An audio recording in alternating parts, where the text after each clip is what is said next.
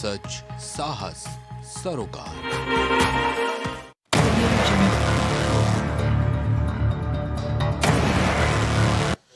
नमस्कार, मैं हूं गौरव श्रीवास्तव। प्राइम डिबेट में आप सभी का बहुत बहुत स्वागत है। देश की राजनीति में रोज नई नई करवटें बदलती जाती हैं और नए नए विचार आते रहते हैं, नए नए मसले आते रहते हैं। यहाँ 24 के चुनाव है, इसके लिए लगातार रणनीति बनाई जा रही है, मेहनत चल रही है। सभी दल अपनी अपनी बातें बोल रहे हैं, अपनी भी तैयारियों को पुख्ता कर रहे हैं। भाई चुनाव महत्वपूर्ण है तो यहाँ तैयारियां पुख्ता करनी भी पड़ेंगी। और सबसे महत्वपूर्ण बात है, इस चुनाव में कोई भी अपने आप को कमतर नहीं आंक रहा है। एनडीए इस बार 400 पार की बात कर रही है तो आईएनडीआईए गठबंधन बोल रहा है कि इस बार बीजेपी का पुलिंदा बनना तय है, हम उनको सत्ता से बाहर कर देंगे। बीजेपी उत्तर प्रदेश में 80 सीट जीतने का दावा कर रही है तो आईएनडीआईए बोल रही है कि इस बार इनका कोई भी दावा सही साबित नहीं होने वाला है। आईएनडीआईए की बैठक थी कल और आज।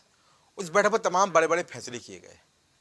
कोऑर्डिनेशन समिति बना दी गई 13 सदस्यों की, तमाम बड़े बड़े नाम उसमें शामिल किए गए। पर इसके अलावा चर्चा की अगर बात करें तो एक महत्वपूर्ण चर्चा फिर शुरू हो गई है, जिसकी अगर शुरुआत की बात करें तो चर्चा पुरानी है। 2015 में लॉ कमीशन ने एक रिपोर्ट सौंपी थी, उसमें उसने कहा था कि एक राष्ट्र एक चुनाव हो सकते हैं, करा जा सकते हैं। इससे खर्चा बचेगा, आम जनता का समय बचेगा और परेशानी भी बचेगी। उसका 2019 में नरेंद्र मोदी जो प्रधानमंत्री देश के, उन्होंने एक बैठक भी बुलाई थी, इस पर चर्चा भी की थी। 2020 में फिर इस पर चर्चा की गई। उसके बाद अब 1 सितंबर 2023 को फिर ये चर्चा शुरू हो गई है और इसके लिए बाकायदा सत्र भी बुलाया जा सकता है। और कहा जा रहा है 18 से 22 सितंबर यानी 5 दिन तक विशेष सत्र बुलाया जाएगा और 5 बैठकें होंगी और 10 महत्वपूर्ण बिल भी इसमें पास हो सकते हैं, और जिसमें वन नेशन वन इलेक्शन की बात भी यहां पर कही जा रही है। अब पास होगा कि नहीं होगा, ये भी महत्वपूर्ण प्रश्न है, क्योंकि अगर वन नेशन की बात करें तो ये कई देशों में लागू है। जर्मनी, स्लोवानिया, पोलैंड जैसे तमाम देश हैं जहां पर ये लागू है। लगभग 10 से 12 देशों का नाम मैं आपको बताऊं तो वहां पर ये लागू है। इसके अलावा अगर हम बात करें तो हमारे देश में भी लागू था। 1952, 1957, 1962 और 1967 के चुनाव इसी व्यवस्था के तहत लड़े गए थे।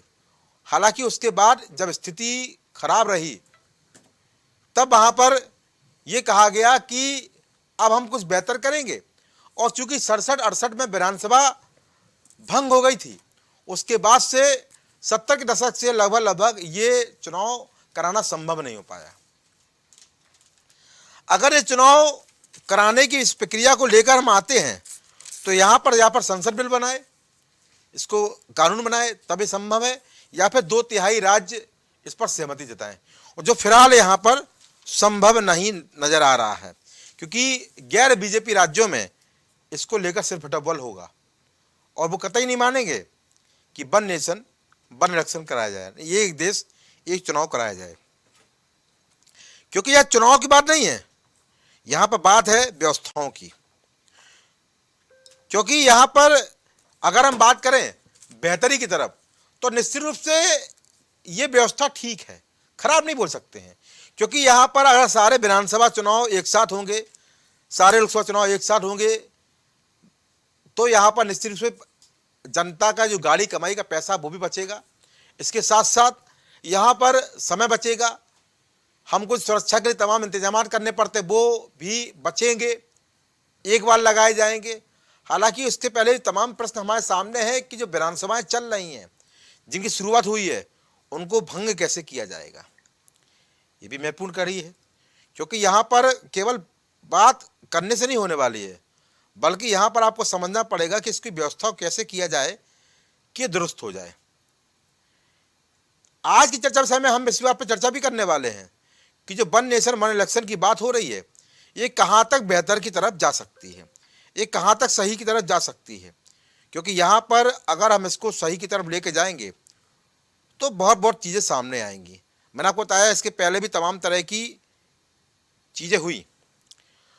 नवंबर 2020 में भी पीएम मोदी ने 80वें अखिल भारतीय पीठासीन अधिकारी सम्मेलन को भी संबोधित करते हुए बात कही थी। और उसके बाद अब 1 सितंबर 2023 को यहाँ पर कमेटी बना दी गई है और इसके अध्यक्ष पूर्व राष्ट्रपति रामनाथ कोविंद भी हैं। और ये भी कहा जा रहा है कि 18 से 22 तक के जो विशेष सत्र लाया जा रहा है उसमें इसको लेकर बड़ा फैसला भी हो सकता है।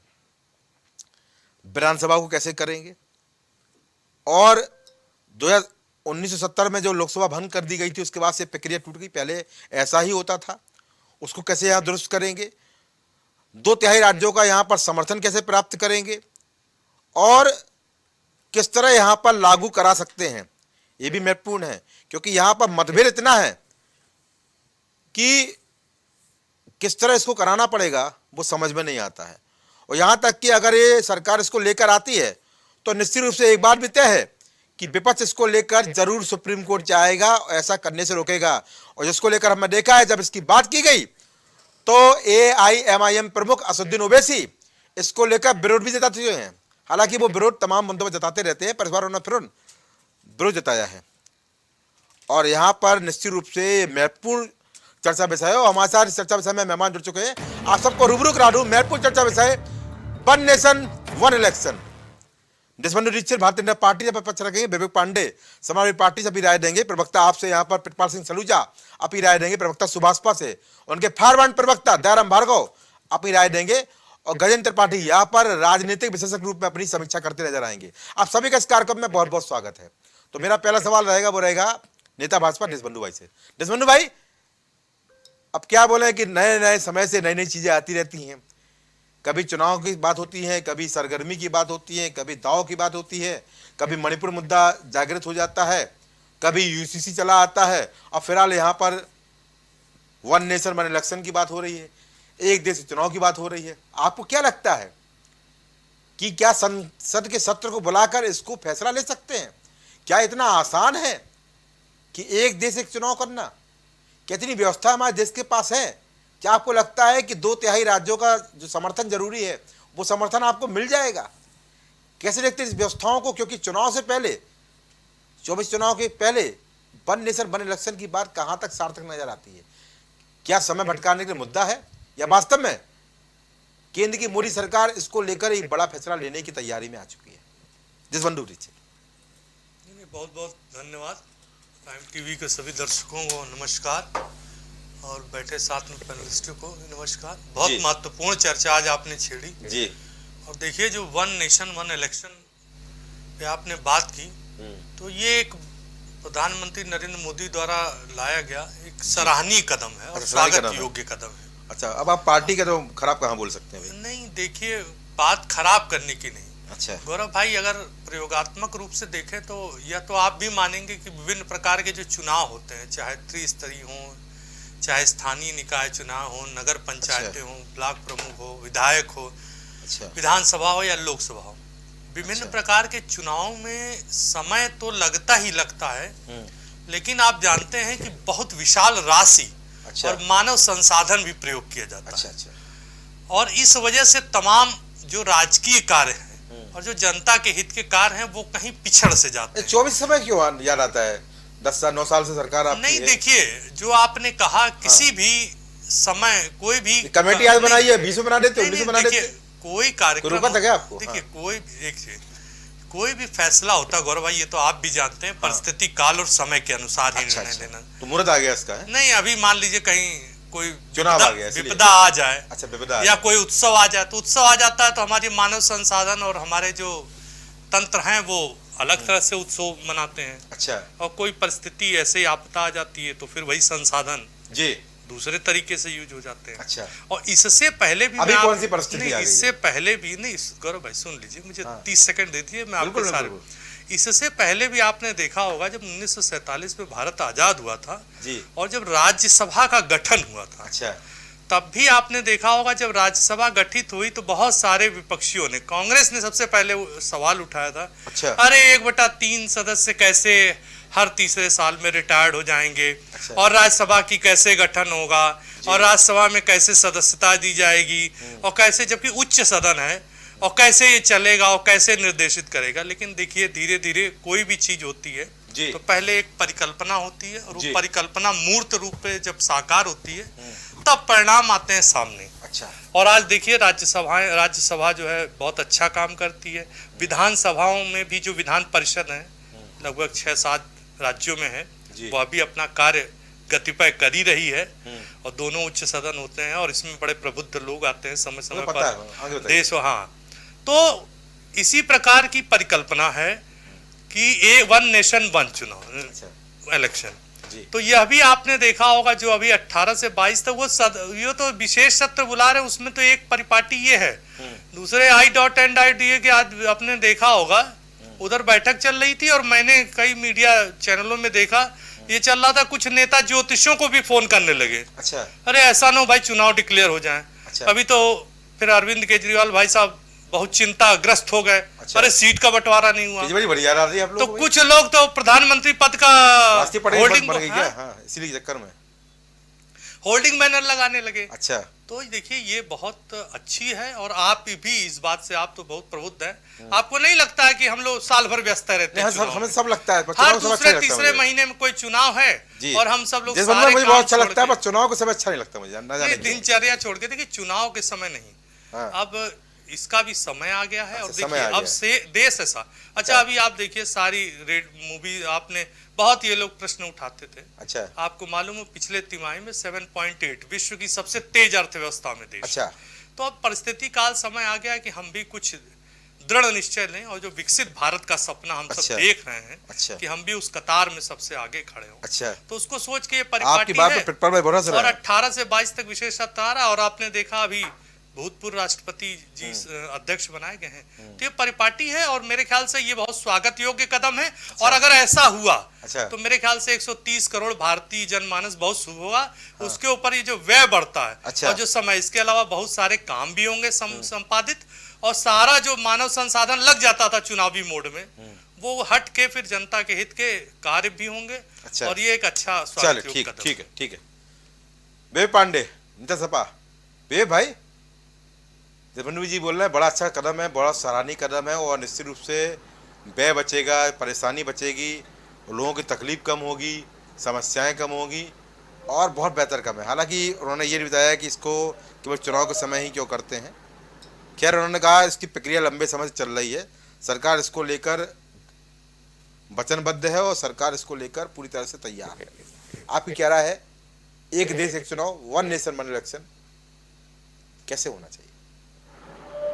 देखिए गौरव भाई, पहले तो मंच पे उपस्थित पूरे पैनल को मैं ससम्मान प्रणाम समर्पित करता हूँ। जी। और सबसे बड़ी बात है कि इस पूरे प्रकरण की जी जो फायदे या नुकसान है ये बहुत दूरगामी सोच के अनुसार किया जा रहा है। जी भाई, वन नेशन वन चुनाव बिल्कुल, अभी तो ये एक इनका विचार है ना, इस विचार को पहले जनमत मिलने दीजिए, सभी को साथ आने दीजिए जी। ये भरोसे में ले, क्योंकि मुझे जहां तक पता है 2019 के लोकसभा चुनाव में 60,000 करोड़ रुपए लगभग चुनाव के लिए खर्च हुए थे।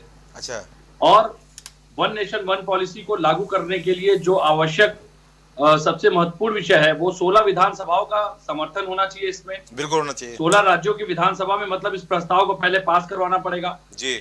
बिल जन प्रतिनिधित्व अधिनियम 1951 के तहत लाया जाएगा, जिसमें कि बदलाव सुनिश्चित करना पड़ेगा पहले ऑर्डिनेंस ला करके जी। संविधान के अनुच्छेद 83, 85, 172, 174, 356 में 2/3 बहुमत के साथ संशोधन करना पड़ेगा। बिल्कुल करना पड़ेगा। और सबसे बड़ी बात है कि जो हवाला दिया जा रहा है, व्यवस्थाएं बदलेंगी या खर्चों पे नियंत्रण होगा, ब्लैक मनी कम होगी या काले धन का उपयोग नहीं होगा, तो मैं निवेदन करूंगा कि भाजपा जिसने इलेक्ट्रल बॉन्ड का चंदा लाया था पिछले अपने, जब से वो 2014 से देश में है, वो सिर्फ अपने चंदों की जानकारी सार्वजनिक कर दे कि भाजपा ने किसी कंपनी से या किसी से, व्यक्ति विशेष संस्था से क्या काले धन के रूप में चंदा लिया है या नहीं लिया है। अच्छा, पहले अपनी निष्पक्षता साबित कर दे।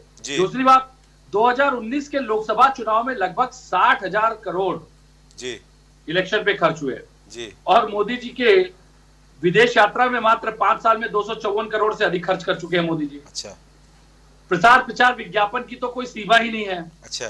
तो मुझे लगता है कि ये व्यवस्था अगर आप लाना चाहते हैं लाइए, हम समर्थन देंगे नहीं देंगे ये तो एक जब सदन में बात आएगी उसके बाद जो चर्चा होगी उसके बाद का विषय। लेकिन मेरा एक सुझाव है जी, अगर आप सारे चुनाव को एक साथ संपादित करना चाहते हैं जी, तो ये तभी मान्य होना चाहिए। सभी राजनीतिक दलों से मेरा निवेदन भी है जी कि इसको तभी मान्यता दी जाए जब चुनाव बैलेट पेपर से करवाए जाए। अच्छा।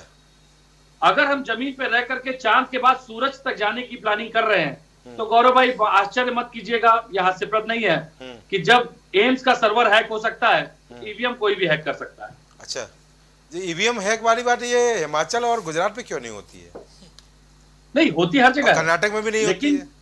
अब आ जाइए, ये आपने बहुत अच्छा सवाल, पंजाब में नहीं होती है, ये समझ में नहीं आता। अब मेरी बात आ जाए, अब मेरी बात ध्यान से सुनिएगा। हाँ, सुना। ईवीएम हैक की प्रक्रिया जो आरोप लगते हैं, जिसको कि पहले खुद भाजपा कभी नकारती थी कि ईवीएम से चुनाव न किए जाएं। जी, देखिए, जब 1/3 बहुमत एक तरफा गिर रहा होता है गौरव भाई, तब आप ईवीएम के हैक करने की प्रक्रिया का अनुपालन कर सकते हैं। लेकिन 50% से अधिक बहुमत, 75% से अधिक बहुमत जब एक तरफा जा रहा होता है, अच्छा, तब आपके लिए मुश्किल होता है। अच्छा, हमारी अगर पिछले चुनाव की बात की जाए, बड़े स्पष्टीकरण के साथ बता रहा हूँ। अच्छा, आप देखिए सपा की सीट पश्चिम में जहां जहां हमारे हाथ से निकली, वहां पे अंतर कुछ हजार वोटों का था। अच्छा, मात्र मुझे लगता है 6 से 12% के वोट का अंतर रहा जहां जहां पे सपा को हराया गया जी। लेकिन अगर आप देखिए कर्नाटक एक तरफा बहुमत जी, जहां जहां से राहुल गांधी जी ने भारत जोड़ो यात्रा की, एक तरफा बहुमत। अच्छा, और सबसे बड़ी बात, अब 5 राज्यों के चुनाव से मोदी जी इतना घबरा क्यों रहे? 2000 वैसे भी आगामी चुनाव जो लोकसभा के हैं उसमें तो मोदी जी की शिकस्त तय है। अच्छा, तय हो गई क्या भाई? क्या सीएजी ने भी जो इनके भ्रष्टाचार उजागर किए हैं, अच्छा, मोदी सरकार के, उसको आप नकार कैसे देंगे? इसका जवाब तो देंगे ना। और पीएम केयर की तो अभी तक बात ही नहीं की गई है। अच्छा, और भाई, अच्छा, पीएम केयर का तो हिसाब ही नहीं दे रहे हैं। अच्छा, नहीं दे रहे हैं। पीएम केयर पे ये कह रहे हैं कि वो आरटीआई के अंतर्गत नहीं आता। अच्छा, तो सबसे बड़ी बात यह है, आरटीआई के अंतर्गत नहीं आता, ये निर्णय किसका है? सरकार का है ना। तो ऐसा क्या भ्रष्टाचार है उसमें कि आप उसकी जानकारी दे? आपके नेता समाजवादी पार्टी के मुखिया अखिलेश यादव बोल रहे हैं कि धोखा दे रहे हैं, वन नेशन वन इलेक्शन के नाम से भटका रहे हैं। देखिए, वन नेशन वन पॉलिसी का सीधा सीधा अर्थ है कि जब चुनाव सामने खड़ा है तो आपको जनता के मुद्दों की बात करनी चाहिए। अच्छा, जब चुनाव सामने खड़ा है तो मुझे लगता है आपको अपने राजनीतिक लक्ष्यों को हासिल करने के लिए लोकतंत्र की व्यवस्था से खिलवाड़ नहीं करना चाहिए। मैं ये सवाल उठाऊंगा, ये ऑर्डिनेंस पहले क्यों नहीं पेश किया गया? मैं ये सवाल उठा रहा हूँ, टाइमिंग बड़ा मैटर करती है किसी भी चीज को लेकर के। ये ऑर्डिनेंस पहले क्यों नहीं पेश किया गया? अब क्या आप वन नेशन वन पॉलिसी का ऑर्डिनेंस इसलिए ला रहे हैं कि अडानी पर जो अंतरराष्ट्रीय समाचार पत्रों ने या अंतरराष्ट्रीय मीडिया एजेंसीज ने मोदी के संबंध को लेकर सवाल उठाए, आप उससे लोगों का ध्यान हटाना चाहते हैं? अच्छा, तो भाई सवाल तो उठेगा ना। मीडिया अपना काम बखूबी कर रही है। अब तो देखिए कई ऐसे मीडिया संस्थान जिन पे आरोप लगते थे उनके भी सुर बदल रहे हैं। अच्छा, क्योंकि बदलती हवा को वो भी आंक रहे हैं। अच्छा, बदलती हवा को वो भी देख रहे हैं। ठीक है, कि मोदी सरकार कैसे मुद्दों पे केवल और केवल बातें करके समय काट रही है। ठीक है, और अडानी के नाम पे मैं कहता हूं कुछ ऐसे विषय है जो इस देश की व्यवस्था से जुड़े विषय है, मोदी जी उस पर बात क्यों नहीं करते? भाई, आप देश के प्रधानमंत्री हैं, पूर्व प्रधानमंत्रियों की आलोचना में समय व्यतीत करते हुए मोदी जी कब तक समय खींचेंगे? भाई ठीक है, पूछता हूं, आपको बात करनी होगी ना। अगर देश का कोई नागरिक, मैं कहता हूं गौरव भाई, अगर आप पत्रकार, बतौर पत्रकार भी अगर सवाल पूछते हैं तो उनका धर्म है उसका जवाब देना। बिल्कुल, लेकिन अडानी के मुद्दे पे मुझे लगता है कई वरिष्ठ पत्रकारों ने सवाल पूछा लेकिन मोदी जी के मुंह से अ तक नहीं निकला। ठीक है, ठीक है। पिरपाल सिंह सलूजा, पिरपाल भाई, देशबंधु भाई बोल रहे थे तो हम बड़े मुस्कुरा रहे थे। ये आपके नाम उन्होंने ले लिया, केजरीवाल जी का नाम उन्होंने ले लिया, तो आपको बड़ी खुशी हुई थी? इस बात को लेकर मुस्कुरा रहे थे या उनके वक्तव्य पर मुस्कुरा रहे थे आप? गौरव भाई, मैं उनके जो आंकड़े थे जीडीपी के, अच्छा, जिसपे मुझे क्या विवेक भाई को भी हंसी आई होगी, सबको हंसी आई होगी, पूरा देश आपको विवर जो सुन रहा होगा हंस रहा होगा। अच्छा, ये भारतीय जनता पार्टी सपने में जीती है, सपने में लोगों को जियाना चाहती है। अच्छा, अब जनता ने आंख खोली है जी। अब इनको याद आया कि सिलेंडर गैस के 200 रुपए अपने बहनों को लाभ देना चाहिए। अच्छा, जो 400 रुपए का सिलेंडर हुआ करता था उसको 1150 रुपए किया, उसपे 200 रुपए कम करके वो चाह रहे हैं कि बहनें हमें आशीर्वाद दें। अच्छा, बहनें समझदार है जी। वो रक्षाबंधन के बदले में जी वो नरेंद्र मोदी जी से बता रही है कि 2024 में अपना झोला संभाल लीजिए, अब आपको बाहर जाना है, झोला संभाल लें। बहुत मौका आपको दे दिया। अच्छा, बिल्कुल। अच्छा, आज जिस विषय पे हम लोग बात कर रहे हैं जी, वन नेशन वन इलेक्शन के ऊपर जी, ये सुनने में बहुत अच्छा लगता है। ये ठीक उसी तरह से है जी, जैसे देश में नोटबंदी लाई गई थी, देश में जीएसटी लाई गई थी, ठीक उसी तरह से ये भी दिखता है जी। ये पहली बार नहीं है, आपको याद होगा 2017 में भी ये सगोफा चुना गया जी। ये बताया गया था कि इसको हम वन नेशन और वन इलेक्शन करवाएंगे, मगर इनके भीतर के जो राज्य थे, जो भारतीय जनता पार्टी शासित राज्य थे, उन्होंने इसका विरोध किया और जहाँ पे ये गठबंधन के साथ बैठे हुए थे वहां पे भी लोगों ने इसका विरोध किया था और अभी ये विरोध लगातार जारी रहेगा। देखिए, चुनाव अब 2024 नजदीक है, पूरा देश की ओर देख रहा है कि 2024 का ये चुनाव है, अपना मत देकर इस पार्टी को बाहर निकालकर एक किसी नई पार्टी को लाया जाए जो देश में व्यवस्था को सही कर पाए। अब भारतीय जनता पार्टी के जो मुखिया है नरेंद्र मोदी जी, वो ठीक उसी तरह से काम कर रहे हैं जैसे कॉकटेल में अगर जहाज चल रहा हो और जहाज नीचे की ओर आने लगता है और उसको लगता है कि अब क्या किया जाए, वो सारे बटन दबाने लगता है। अच्छा, वही हाल है नरेंद्र मोदी जी का। अच्छा, मुझे हंसी इस बात की आई थी कि ये आंकड़ों के बाजीगर है। अच्छा, 7.8। अभी परसों ही सीबीआई ने एक बहुत बड़ा मामला देश के भीतर खोला। ईडी के डिप्टी डायरेक्टर को पकड़ा जो 5 करोड़ रुपए की घूस ले रहा था। जी। जो नरेंद्र मोदी जी कहते हैं मेरे पास ईडी है, मेरे पास सीबीआई है, मैं किसी को भ्रष्टाचार करने नहीं दूंगा, वही ईडी 5 करोड़ रुपए दिल्ली की शराब घोटाले में एक शराब व्यापारी उससे लेते हुए पकड़ गए, सीबीआई ने पकड़ा। जी।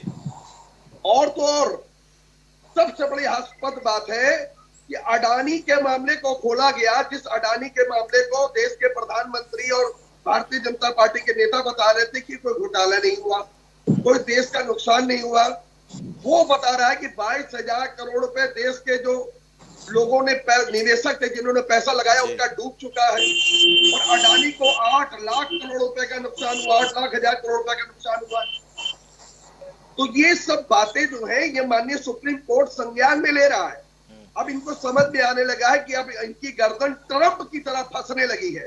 ट्रंप भी वहां पे बहुत झूठ बोला करता, जो इनका खास मित्र था, इनका दोस्त था, नमस्ते ट्रंप करा के यहाँ पे कोरोना लाने वाले नरेंद्र मोदी जी अब समझ चुके हो, ये नए नए चीजें निकालेंगे, ये दिखाएंगे जनता को, देखो नया नया। अरे करना तो वो काम करो जो आपने मैनिफेस्टो में कहा था 2014 2019 में, उसके ऊपर काम कर लो। 2 करोड़ प्रति वर्ष नौकरी देनी थी, आप 51,000 नौकरी देके सभी चैनलों पे चला देते कि प्रधानमंत्री का राजा जो है लोगों को 51,000 नौकरियां देने जा रहा है। अरे भाई इन सब चीजों पे काम कर लो। करीब जब देखिए जब आपका उत्तर देने का समय होता है उस समय आपको उत्तर देना होता है, उसी से आपको पूरे साल की पढ़ाई का मुद्दे पे बताइए, वन नेशन वन इलेक्शन के समर्थन में है कि नहीं है? मैं मुद्दे पे ही हूँ, ये मुद्दे से भटका रहे हैं। अच्छा, ये क्या संभव है गौरव भाई? ये संभव, इसके ऊपर हम लोग कई बार बहस कर चुके हैं, विवेक भाई भी बैठ चुके हैं, बाकी पैनलिस्ट भी बैठ चुके हैं। अंत में 3 के 3 पास हो जाता, होता तो कुछ नहीं है।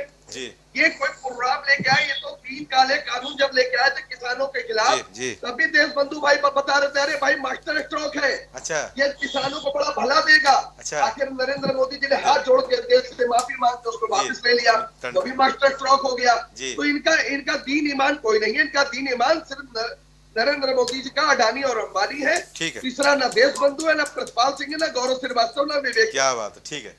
प्रवक्ता सुभाष पा दयाराम भाई, बहुत ध्यान से सुना आपने, आपकी क्या राय है? वन नेशन वन इलेक्शन, सरकार इसको लेकर कमेटी बना दी है और हो सकता है कि 18 से 22 तारीख को जो संसद में सत्र चलने वाला है उसमें इसको लेकर बड़ा फैसला भी आने की उम्मीद है, ये चर्चा चल रही है, आपकी राय क्या है?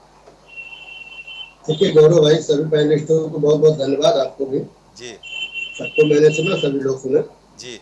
देखिए देश की आर्थिक हालात को अगर सुधारना है जी, बार बार चुनाव में जाने से जी तो देश की जनता को नुकसान होता है। अच्छा, यानी आप लगा लो कि इसी देश में एक प्रदेश था जम्मू कश्मीर जी, अन्य राज्यों में विधानसभाओं का कार्यकाल 5 साल का था, वहाँ 6 साल का था जी। विगत में कांग्रेस शासन किया करती थी, कभी ध्यान ही नहीं दिया जी।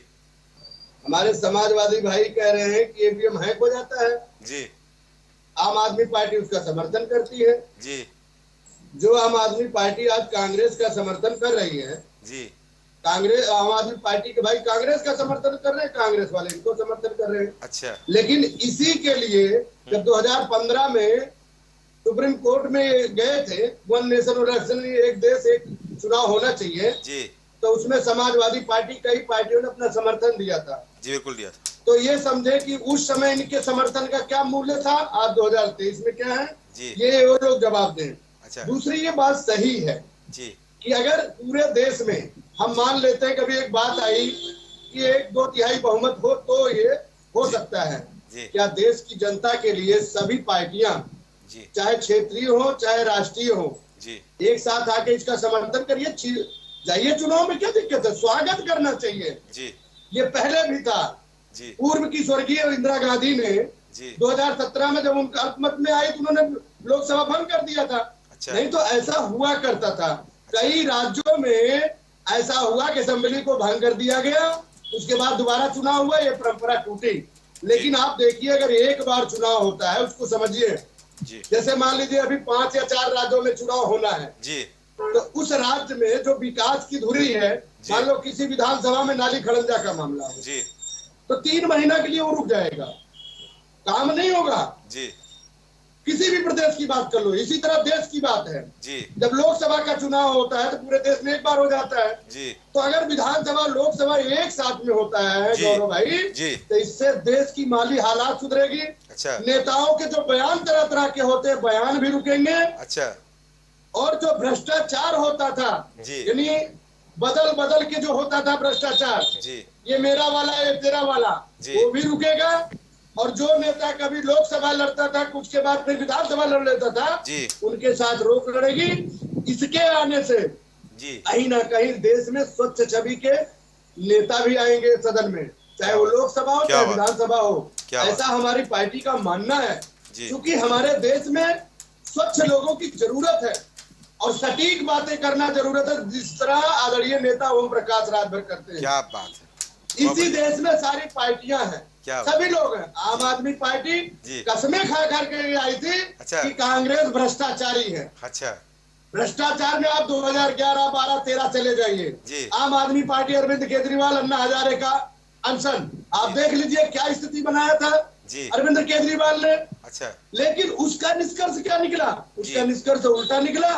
और ये कहते थे हम कट्टर ईमानदार हैं, तो कट्टर भ्रष्टाचारी हो गए। शराब कांड में इनके, अरे बाप रे, दिल्ली के उप मुख्यमंत्री अंदर चले गए, स्वास्थ्य मंत्री अंदर चले गए।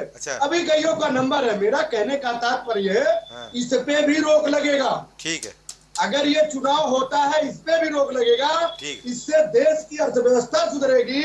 और बार बार चुनाव में जाने से जो हमारे देश के सिपाही हैं या जो भी पैरामिलिट्री जो भी लोग हैं, जो बार बार इस राज्य से उस राज्य में जाते हैं, एक साथ से कम लोगों का आवागमन। जयराम भाई, मुफ्त की राजनीति बंद होगी कि नहीं होगी? अजय बताइए, जो केंद्र सरकार की मुफ्त की जो योजनाएं है,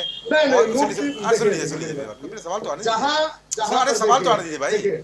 मैं कह रहा हूँ, जो राज्य सरकारों की मुफ्त की योजनाएं हैं और जो केंद्र सरकार की मुफ्त की योजनाएं हैं, ये कंपाइल करके देंगे क्या आप लोग? नहीं, देखिए, एक कॉम्बो बना के देंगे क्या? ये स्टेट की योजनाएं मुफ्त की, ये केंद्र की योजनाएं मुफ्त की, कॉम्बो लीजिए, कॉम्बो है। सुन लीजिए भाई, सुनिए। मैं बहुत साफ सुथरी बात करता हूँ। मैं भी साफ ही बोल रहा हूँ भाई। फ्री की योजना की बात जो लोग विरोध करते हैं, ये 5 किलो राशन और जिसके घर में 5 मेंबर 5 किलो जा रहा है, मैं दावे के साथ कह रहा हूँ, गाँव में चले जाइए, किसी जो भूमिहीन है, जिसके पास कोई खेती नहीं है, मैं बता रहा हूँ, धरती की बात बता रहा हूँ, पैनलिस्ट जितने लोग बैठे इन लोगों को, अरे 80 करोड़ लोगों को राशन दे रहा है, सभी गरीब है क्या? ऐसी बात कर रहा हूँ राम भाई। अरे मैं बता रहा हूँ, सुन तो लीजिए। 80 करोड़ लोगों को राशन दे रहे हैं आप लोग, सब गरीब, सब गरीब होगा क्या? मेरी बात सुन तो लीजिए, सुन तो लीजिए। मैं सुन तो पहले सब बीपीएल हो गए क्या? हाँ, जो 5, सुनिए, मैं गांव में वास करने वाले, चूंकि मैं उत्तर प्रदेश के कम से कम पश्चिमी उत्तर 22 जिले आते हैं, मैं जिलों के गांव में जन चौपाल के माध्यम से मैं बैठकें करता हूँ और मैं अपना बिल्कुल भेज दूंगा। अच्छा, मैं धरती की बात करता हूँ, जो मैंने देखा, जो मैंने पाया, उसकी बात करता हूँ। गाँव में आज भी है जो भूमिहीन है, जो दूसरों के यहाँ मजदूरी करते थे, आज उनको जो 5 किलो 25 किलो अनाज मिल रहा है, वो बहुत ठीक है, इसलिए उसके बाद कोई, चले ठीक है, हो गया, चले हो गया। धर्म भाई, मैं गणेश भाई को लेता हूँ पहले, पर बेबी पांडे कुछ बोलना चाह रहे हैं धर्म भाई आपके लिए। बेबी पांडे कुछ बोलना चाह रहे हैं। जी, गौरव भाई जी, मुझसे 2 सवाल पूछे गए, बड़े शिष्टाचार के साथ जवाब दूंगा। हाँ, बोल लीजिए। आदरणीय अखिलेश यादव जी तो कह ही चुके हैं कि अगर केंद्र में एक साथ एक चुनाव की बात हो रही है, तो यूपी में भी ऐसा करके दिखा दीजिए। हमसे ज्यादा खुशी किसको होगी? लीजिए। दूसरी बात क्या जाऊँ, मैं आपको बता रहा हूँ भाई, हमने समर्थन किया था। कौन सी आलोचना की बात है? हम तो खुश होंगे अगर एक साथ चुनाव हो जाए। उसमें 2 साल आगे क्या, 2 साल पहले हो जाए, हम तो चाह रहे हैं कि चुनाव 2.5 साल से कम जिसका सुन लीजिए, सुनो भाई, साहित्य हो गया गौरव भाई, मैंने संयम से सुना। अरे सुन लो, मेरी बात क्यों नहीं आने दे रहे? दयाराम भाई सुन लीजिए भाई, सुन लीजिए दयाराम भाई सुन लीजिए। वे पांडे बोल रहे हैं, आपके लिए बोल रहे हैं, सुन लीजिए, जवाब आपको देना है, बोलिए वे पांडे, बोलिए अपनी बात पूरी करिए। मैं तो कह रहा हूँ कि 2 साल 3 साल आगे क्यों चुनाव आज करवा लेना। लीजिए, हम तो चाहते हैं कि चुनाव हो जाए यूपी में। लीजिए, और इससे बेहतर क्या होगा, हम तो इंतजार कर रहे हैं कि चुनाव आप 23 के साथ ही करा लीजिए, 24 में करा लीजिए हमारे साथ। चलिए, हम 27 का वेट ही क्यों करेंगे। चलिए ठीक। और उससे बड़ी बात बता देता हूँ, जी। अभी बहुत अच्छी बात कही थी आदरणीय दयाराम भार्गव भैया ने जी। 80 करोड़ लोगों को राशन, बिल्कुल सही, बहुत सही बात है। लेकिन ये 80 करोड़ लोग राशन क्यों पा रहे हैं? हाँ। क्योंकि आप इस बात को भी स्वीकार कीजिए कि मोदी सरकार विज्ञापन पे अपनी छवि सुधारने के लिए 71 लाख रुपए प्रतिदिन खर्च कर रही है एड पे, और अच्छा। प्रिंट मीडिया पे 23 अरब से अधिक रुपए अभी तक खर्च कर चुकी है। जनता के टैक्स के पैसे से, अच्छा। राजनीतिक दल के चंदे के पैसे से नहीं। और ये जो बोझ है, ये जनता को ये बोझना पड़ रहा है। बोझ नहीं है क्या? 300 रुपए के राशन, बोझ नहीं है क्या? 400 रुपए का सिलेंडर लेना पड़ समाजवादी रहा है। पार्टी से भाई में डांस करवाती अरे दयाराम भार्गव भाई, करवाते थे क्या? दयाराम भार्गव भाई सुनना बताइए सीखिए, ना, वरना सफाई में डांस डिबेट में करवाते थे, बोलना भी हमें भी आता है। करवाते थे। आप बात आने नहीं दे रहे। बोल रहे सैफई में डांस कराते थे, वो किससे होता था? वे पांडे, दयाराम भार्गव पूछ रहे हैं कि सैफई में डांस कराते थे, वो किससे होता था? नेताओं की कमाई से होता था क्या? नहीं, धान अरे वही देखकर तो ओम प्रकाश राजभर हमारे पास आए थे, वो हमसे बात करवाते तो चले गए। अच्छा, क्या बोल रहा है? और क्या बोल रहा है? वही वही देख करके तो ओम प्रकाश राजभर, उनकी पार्टी के लोग हमसे जुड़ना चाह रहे थे। अच्छा, कि ऐसा कार्यक्रम फिर करवाया अच्छा, जाए। डांस लेकिन अब जब अखिलेश जी ने सीधे मना कर दिया तो देखिए चले गए। अच्छा, चले गए। अब जहाँ अधिकारी नाच रहे हैं वहां जाकर के बैठ गए। समाजवादी पार्टी के प्रवक्ता अधिकारियों की गोद में नाचने के लिए बैठ गए। जहाँ अधिकारी नाच रहे, कानपुर में देखा नहीं था कैसे अधिकारी नाच रहे। इतना अंदर है। अच्छा। अरे यही बात, माँ बेटी जल रही थी, और ये हर माँ थाने बेटी चौकी जल में रही थी, यादव नजर आता है। चलो ठीक है, हो गया, चले हो गया, गजेंद्र भाई बोलेंगे, दयाराम भाई हो गया, वे पांडे हो गया, अगर टर्न पे लूंगा आपको। चलो हो गया, अरे झूठ अरे हो गया भाई, पहले बोले डिबेट इतनी करना ठीक है, बोली चलो, अगर सही धीमा नहीं करिए। हो सकते तो डिबेट में बीच में झगड़ा ना करें भाई। बाकी वरना हम जातियों ही नहीं में बोलने ये देंगे। साफ दर्शाता है कि आप लोग कितने झूठे हो। चिल्लाओ और चिल्लाओ, आप लोग जनता का आपके पैसा जो भ्रष्टाचार सरकारी की में पोल आप लगाते ही थे, के पार्टी के लोग विकास चलो के ठीक है, नाम पर चलो ठीक है, सिर्फ गोदी में पत्ता साफ है, धीमा करिए, और फिर भाजपा आपको निकाल के फेंकेगी। चलिए गजेंद्र भाई बोलेंगे, गजेंद्र भाई बोलिए। धन्यवाद जी। अभी तक हम लोगों ने जी। एक अच्छी चर्चा की जी। और जब इस देश में जी। 1967 तक ऐसे चुनाव हुए हैं जी।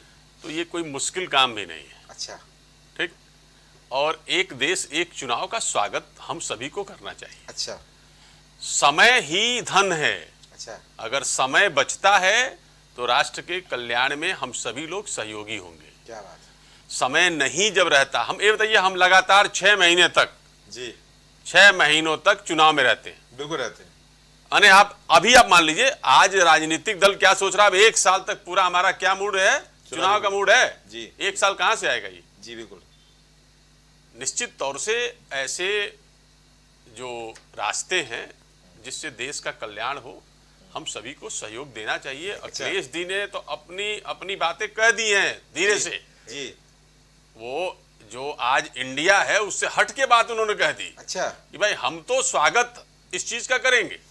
उन्होंने हल्की बातों में कह दी उसको, क्योंकि उनका तो निश्चित तौर से भाई 2 साल की सरकार यहाँ रहेगी, 2.5 साल की सरकार रहेगी। इस सरकार के बाद वो आएंगे चुनाव में। और एक बात और आपसे बता दूं जी, उत्तर प्रदेश से अगर आप योगी जी को देखते हैं तो उत्तर प्रदेश में अखिलेश जी भी देखे जाते हैं, और अब राष्ट्रीय स्तर पर देखे जाएंगे। अच्छा। क्योंकि निश्चित तौर से जब भी इस लेवल का चुनाव होगा तो उत्तर प्रदेश से वो भी एक व्यक्ति के रूप में प्रधानमंत्री के चेहरे होंगे। क्या बात।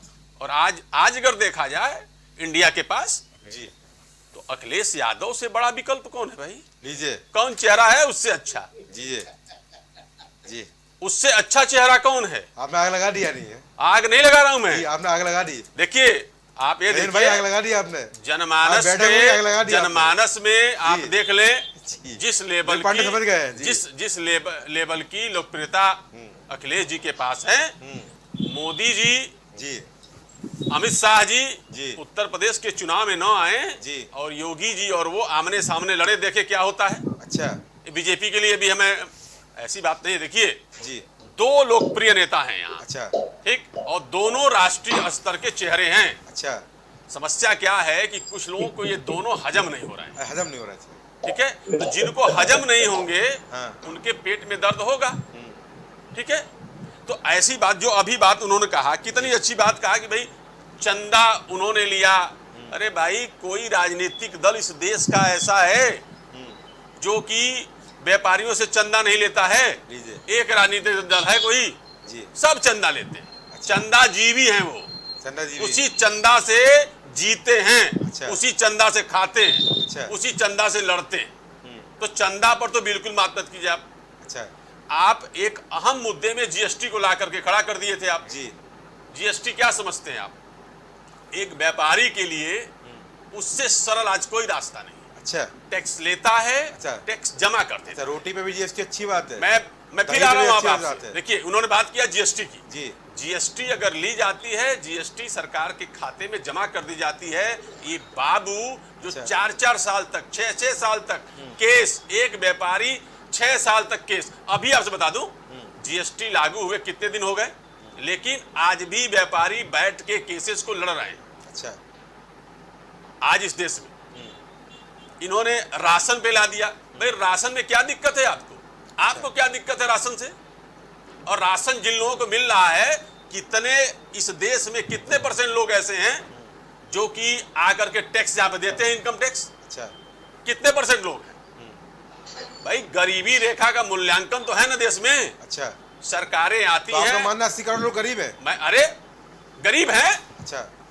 आप गांव ऐसे क्या है ना, गरीब है कि नहीं बताइए? हम लोग शहर में बैठ करके एक एसी गाड़ी में चलते हैं, एसी रूम में रहते हैं।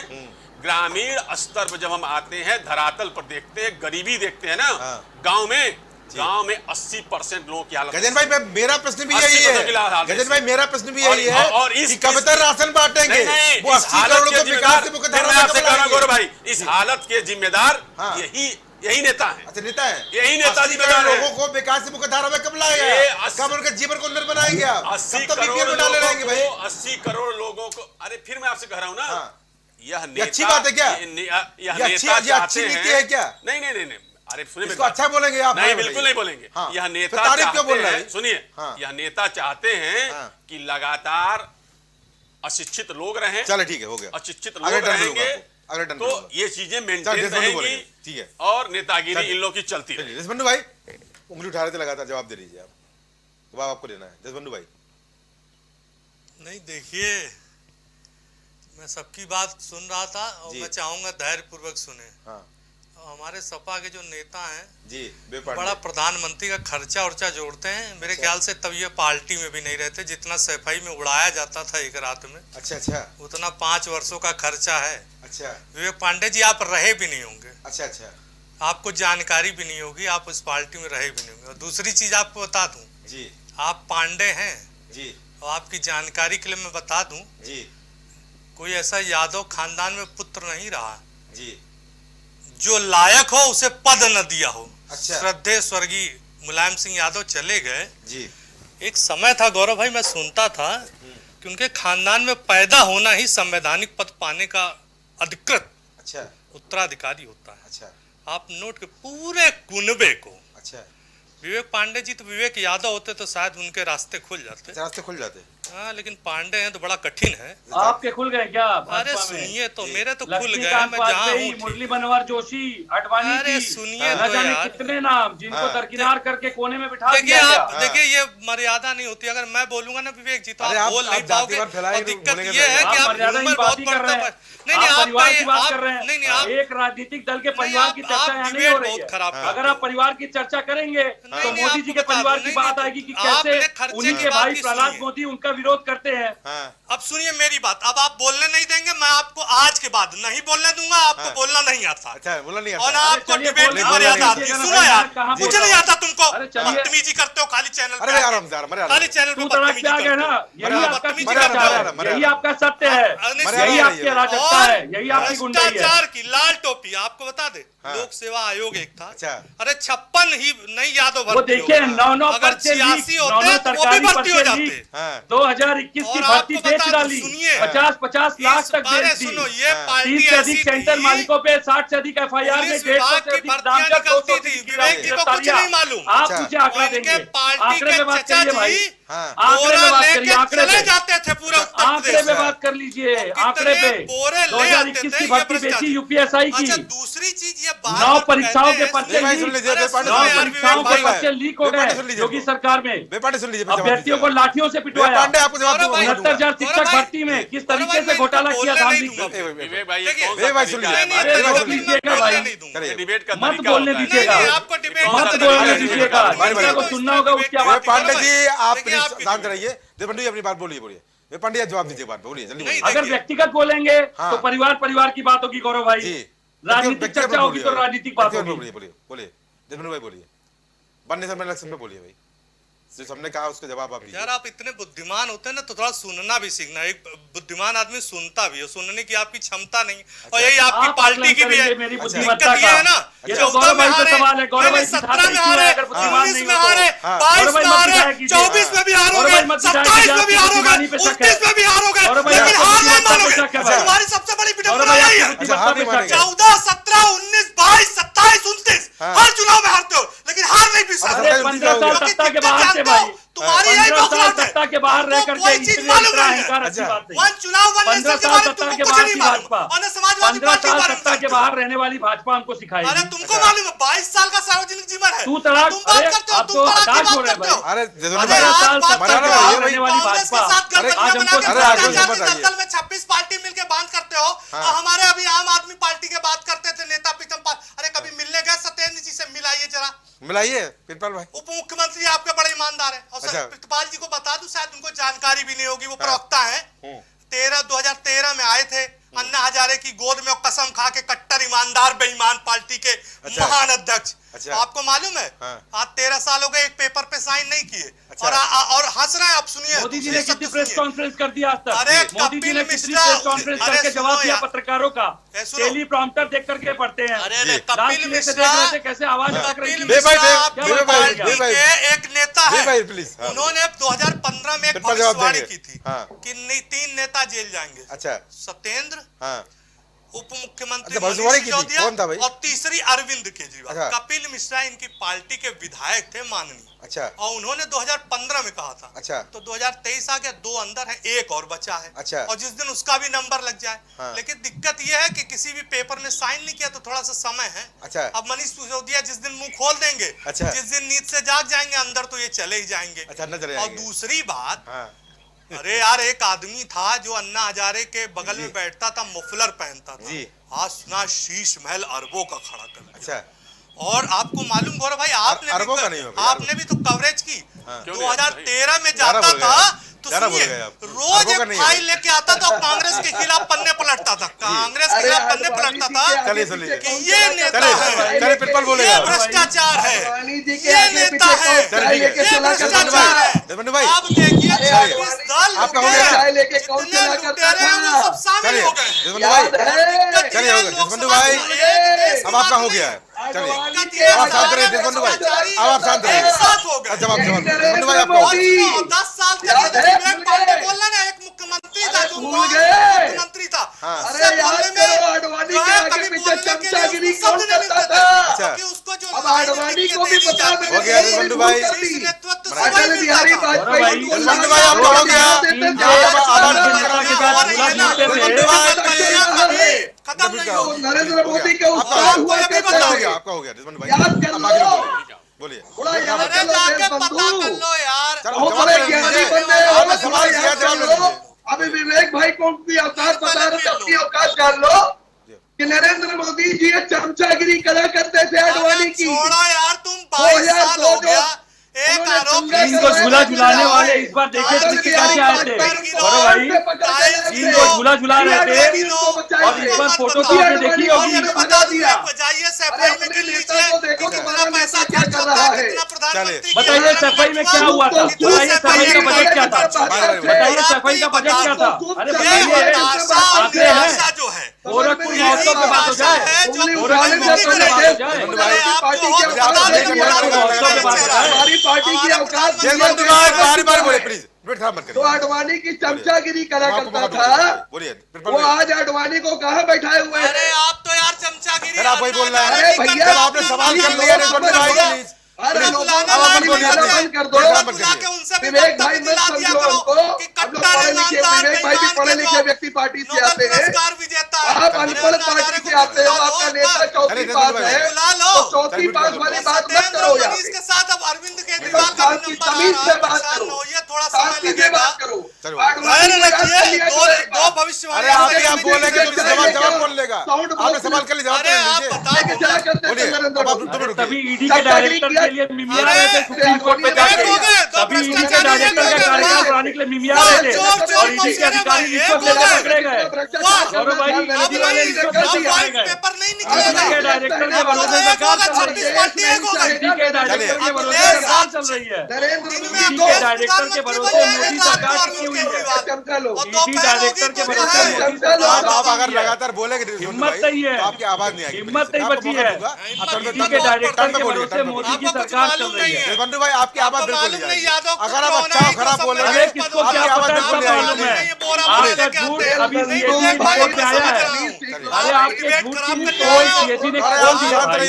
बंधु भाई प्लीज किसी की इज्जत करना सीखो। सभी सम्मानित प्रवक्ता यहाँ बैठे हुए हैं, आप भी अपने सम्मानित प्रवक्ता अपनी पार्टी से आते हैं, हम आपको आप बोल रहे हैं, आप विवेक भाई को तू बोल रहे हैं, मैं बोल रहा हूँ मुझे आप तू बोल रहे हैं। अरे हम आपको आप बोल रहा हूँ, भाजपा के आप एक पार्टी के झूठ भरोसा अराजकता कर रहा आपको हूँ। याद है नरेंद्र मोदी जी आडवाणी जी के पीछे क्या दिया कि यही भाषा है, यहाँ पे कंधे पे साउंड बॉक्स रखते थे, बगल में चाय लेके चला करते थे, याद है कि नहीं? आज आडवाणी जी कहाँ पे है? आपकी पार्टी में आडवाणी जी की कोई औकात है? ये तो सत्ता की हालत है, थोड़ा देखा कीजिए अपने, सत्ता के प्रवक्ता है भाई। तू बोले बोले चलनी नहीं बोले, जिसके 72 थे। अच्छा भैया समझ लो तुम्हारी पार्टी में क्या औकात, तुम्हारी पार्टी सुनने का धैर्य नहीं है कि है ही नहीं। अच्छा अरे धैर्य तुम्हारे पास नहीं है, हाँ अभी ऐसी बातें तुमने कर दी, बिल्कुल धैर्य नहीं है, धैर्य वाली बात ही छोड़ दी तुमने। अभी आप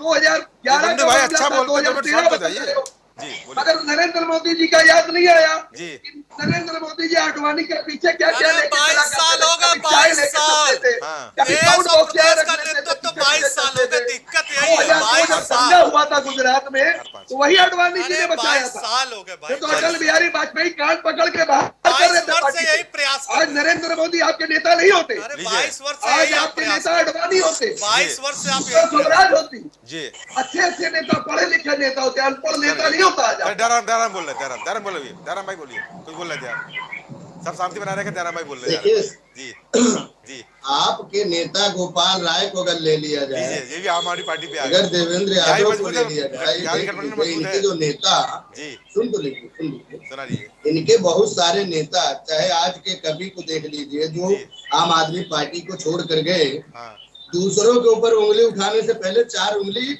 आम आदमी पार्टी अपनी तरफ भी देखे। अच्छा हम आम में सब नंगे हैं, अच्छा चाहे तेरा हो या मेरा हो, अच्छा एक भी व्यक्ति नहीं है जो कपड़ा पहना हो, सारे नंगे हैं। अच्छा अब आती है कि देश और प्रदेश की। अच्छा हमारा मुद्दा था एक देश एक चुनाव। एक देश एक चुनाव से देश की कैसे आर्थिक स्थिति सुधरे, उसके ऊपर चर्चा थी, इस पे सहमति जताना था।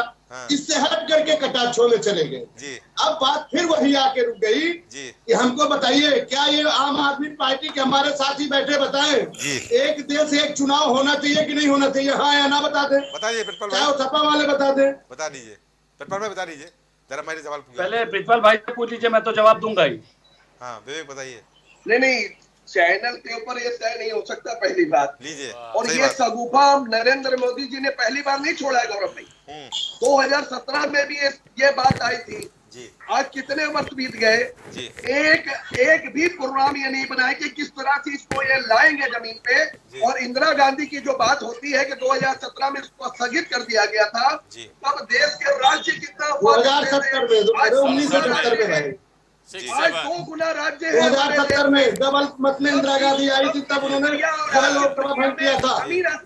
1970 में मत में आई थी तो इन्होंने लोकसभा भंग किया था। मेरी बात आ जाए जी, आप कैसे अपने उन लोगों को समझाएंगे जिनके साथ अब सरकारों में है जी? खाली बातें करना, उसको उतारना, ये ठीक उसी तरह से जैसे इन्होंने कहा था कि कश्मीर में कश्मीरी आम आदमी पार्टी बताए क्या आपका रुख है, आम आदमी पार्टी बताए, मेरी बात आ जाए, क्या रुख है आप बताएं, हाँ या ना। अमित शाह सीमा बचा नहीं पा रही, हाँ या ना की बात करिए, इधर की नहीं बचा नहीं पा रही है। खाली गौरव भाई, छोड़ना आपके माध्यम से सवाल बिल्कुल आम आदमी पार्टी में 2 राज्यों में सरकार है, हाँ या ना? नहीं ला रहे हो, खाली शगुफा छोड़ रहे हो। खाली शगुफा छोड़ने से गौरव भाई मनसा सामने आती है। छोड़ना और गौरव भाई मेरी बात आ जाए। अरे सर, ओम प्रकाश राजभर की पार्टी के जो भाई है भार्गव भाई, इनको ये वही इनकी बातें, इनके नेता की इनको थोड़ा अगर आपके पास क्लिप पड़ी हो कि ये बाबा जी को कैसे गरियाया करते थे, नरेंद्र मोदी को नाम लेने के कैसे गरियाया करते थे, मुझे भी पता है। इनको दिखा दीजिए। 11-12 में वही आने की सरकार दिल्ली में बोले और चलिए मेरी बात आ जाए भाई। पार्टी भाजपा क्षेत्र वाली पार्टी है जो नरेंद्र मोदी को पानी अरे आप लोग बोल रहे हैं, आप मंत्री प्रधानमंत्री गरियाया करते थे, पानी करते थे। मेरी बात आ बता रहे हैं भाई, हम देश के साथ है, जनता के साथ है। मेरी बात दिल्ली वाले भी लेता हूँ, बोलिए। सरकार आपकी है, पंजाब वाले भी चलिए विवेक पांडे कुछ बोलेंगे, चलिए विवेक पांडे कुछ बोलेंगे, विवेक पांडे कुछ बोलेंगे, ठीक है विवेक भाई कुछ बोलेंगे, हो गया हो गया हो गया भाई, पार्टी कितने चलो, लोगों मुझको ही पता गौरव भाई, है, पता है, बोलिए विवेक पांडे बोलिए, सुनिए, सुनाइए, मैं बड़ी शांति से सिर्फ 2 बातें बोलूंगा। बोल लीजिए। एक तो ये जुमला इस समय छोड़ा गया क्योंकि सीएजी की रिपोर्ट में मोदी सरकार की 7 योजनाओं में भ्रष्टाचार निकाल दिया गया है। समाजवादी पार्टी भ्रष्टाचार का दूसरी बात सुना रहे, चुप भ्रष्टाचारी, समाजवादी अरे पार्टी भ्रष्टाचारी पर्यावरण भ्रष्टाचार। भारतमाला योजना, भ्रष्टाचार समाजवादी पार्टी ने किए हैं और बगल में कांग्रेस पार्टी के आज जो गठबंधन है ना, अगर हवाई जहाज मार्ग ये भ्रष्टाचारी चिल्ला रहा है, ये भ्रष्टाचारी पार्टी का प्रवक्ता क्यों अराजकता फैला रहा है? इस भ्रष्टाचारी पार्टी के प्रवक्ता से निवेदन है कि बोलने दिया जाए। अरे भ्रष्टाचारी पार्टी के नेता हमें बोलने दीजिए, लोकतंत्र जीवित रखिए। अरे पानी पिलाइए, पानी पिलाइए, गौरव भाई पानी पिलाइए इनको, भ्रष्टाचार का गौरव भाई पानी पिलाइए, इनका स्वास्थ्य। अच्छा दूसरी बात, गौरव भाई दूसरी बात आ जाए, गौरव भाई दूसरी बात आ जाए, गौरव भाई दूसरी बात आ जाए, 22 साल सार्वजनिक जीवन में गौरव भाई दूसरी बात आ जाए। अरे चिल्लाइए मत भाई, चिल्लाइए मत, जनता देख रही है। सीएजी पे चिल्लाइए, सीएजी पे चिल्लाइए, जाइए सीएजी पे चिल्लाइए, जाइए सीएजी पे चिल्लाइए, नंबर पड़ जाएगा, जाइए भाई। अरे सीएजी पे चिल्लाइए, ऑडिट उससे किया है भाई, जाइए समाजवादी पार्टी का ऑडिट नहीं है, जाइए हटिए भाई, सामने से हटिए। अरे गौरव भाई दूसरी बात सुन लीजिए भाई, गौरव भाई दूसरी बात आ जाए, गौरव भाई देखिए, आप क्या बात करते हो? गौरव भाई दूसरी बात आ जाए। जीवन में हो सीएजी की रिपोर्ट है भाई, जाइए सीएजी से झगड़िए, सीएजी से झगड़िए, सीएजी से झगड़िए, कुछ भी बोलेंगे, सीएजी से झगड़िए, क्योंकि 22 सीएजी से झगड़िए, सीएजी की रिपोर्ट है, जाइए सीएजी की ऑडिट रिपोर्ट है, जाइए चलिए, मैं असंख्य घोटाले सीएजी की रिपोर्ट है, जाइए गिना सकता हूँ, उस पर व्यक्तिगत एक आरोप आप सिद्ध नहीं कर सकते, लीजिए और व्यर्थ। अरे भाई सीएजी की रिपोर्ट है, और भाई सीएजी की रिपोर्ट है, केंद्र सरकार की योजनाओं में भ्रष्टाचार हुआ है, सीएजी की रिपोर्ट है। हो गया नहीं मेरी एक बात आ जाए, मेरी एक बात और आ जाए, नहीं मेरी एक बात और आ जाए। अरे आपको बता दें, प्रधानमंत्रियों को कोसने वाले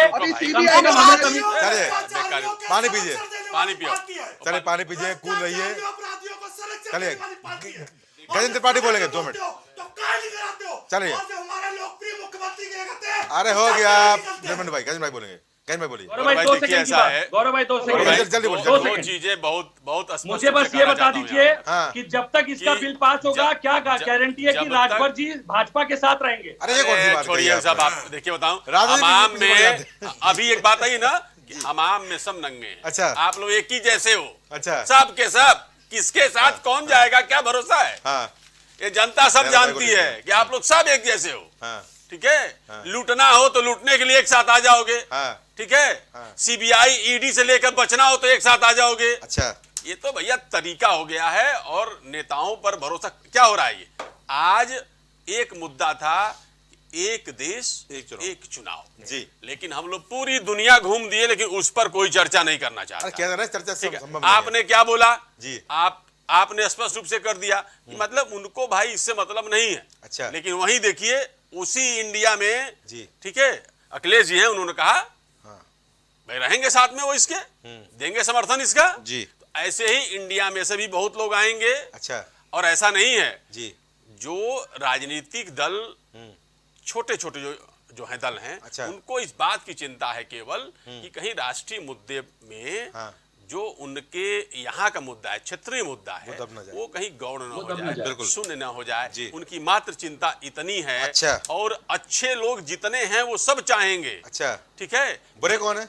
अरे मैं क्या कर रहा हूँ, जितने लोग विरोधी, इसके विरोधी जितने लोग रहेंगे वो सारे के सारे बुरे ही लोग रहेंगे। ठीक है, निश्चित तौर से बुरे तो लोग जो विरोध करेगा बुरा है, जो सपोर्ट करेगा वो अच्छा बिल्कुल अच्छा रहेगा, क्योंकि एक देश एक चुनाव। चल ठीक है। दयाराम भाई आपके लिए बेबी पांडे बोले, आखिरी सवाल ले लेता हूँ।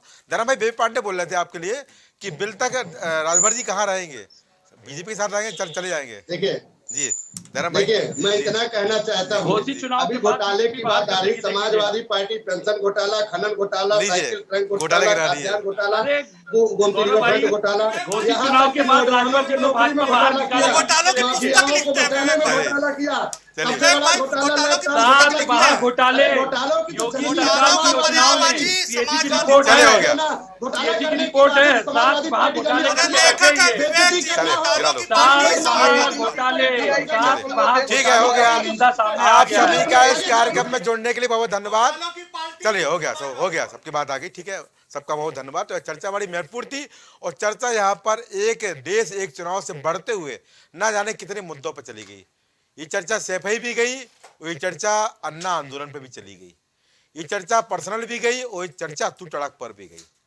फिलहाल हमारे देश की जो नीति है, वो हमारे देश की संस्कृति है, वो अच्छी है। उस संस्कृति में इस तरह की शब्दावली का उपयोग नहीं होना चाहिए। यहाँ बात एक इंसान के लिए नहीं, यहाँ सबके लिए यही बात होती है।